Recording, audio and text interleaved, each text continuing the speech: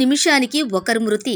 2023లో కొత్తగా 13 లక్షల మందికి సోకిన హెచ్ఐవి ఎయిడ్స్ వ్యాధి చాప కింద నీరులా విస్తరిస్తూనే ఉందని ఐక్యరాజ్యసమితి తన తాజా నివేదికలో హెచ్చరించింది.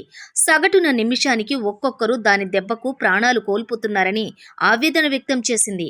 2023 ముగిసే నాటికి ప్రపంచవ్యాప్తంగా దాదాపు 4 కోట్ల మంది ఎయిడ్స్ కారక హెచ్ఐవి వైరస్తో జీవిస్తున్నట్లు తెలిసిందని పేర్కొంది. 90 లక్షల మందికి పైగా హెచ్ఐవి బాధితులు చికిత్స ఏదీ తీసుకోవటం లేదని తెలిపింది. యుఎన్ ఎయిడ్స్ ఈ మేరకు కీలక నివేదికను విడుదల చేసింది. ఎయిడ్స్ సంబంధిత అనారోగ్యంతో 2004లో 21 లక్షల మంది మృతి చెందారు. 2025 నాటికి ఆ మరణాల సంఖ్య 2.5 లక్షల దిగువకు తీసుకురావాలని లక్ష్యంగా పెట్టుకున్నారు.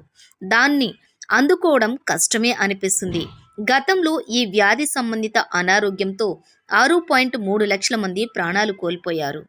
ఎయిడ్స్ నివారణకు ప్రయత్నాలు జరుగుతున్నప్పటికీ ఆశించిన స్థాయిలో ఫలితాలు దక్కటం లేదు. పశ్చిమాసియా, ఉత్తరాఫ్రికా, తూర్పు ఐరోపా, మధ్య ఆసియా, అమెరికాలో కొత్త ఇన్ఫెక్షన్లు వేగంగా పెరుగుతున్నాయి. ఆఫ్రికాలో పలు ప్రాంతాల్లో హెచ్ఐవి బాధితుల్లో యువత, కౌరమప్రాయులు అధికంగా ఉన్నారు. ఈ వైరస్ లింగ అసమానతలకు దారితీసే ముప్పు ఉంది.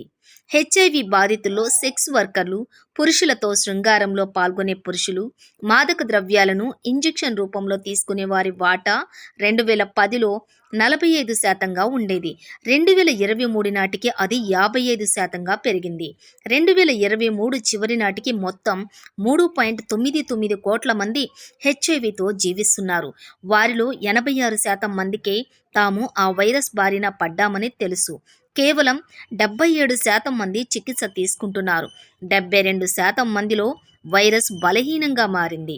2025 నాటికి కొత్త హెచ్ఐవి ఇంజెక్షన్లను 3.7 లక్షల చొప్పున పరిమితం చేయాలనే లక్ష్యంగా పెట్టుకున్నారు. అయితే 2023లో కొత్త ఇన్ఫెక్షన్ల సంఖ్య ఏకంగా 13 లక్షలకు నమోదైందని ఐక్యరాజ్యసమితి నివేదికలో వెల్లడించింది.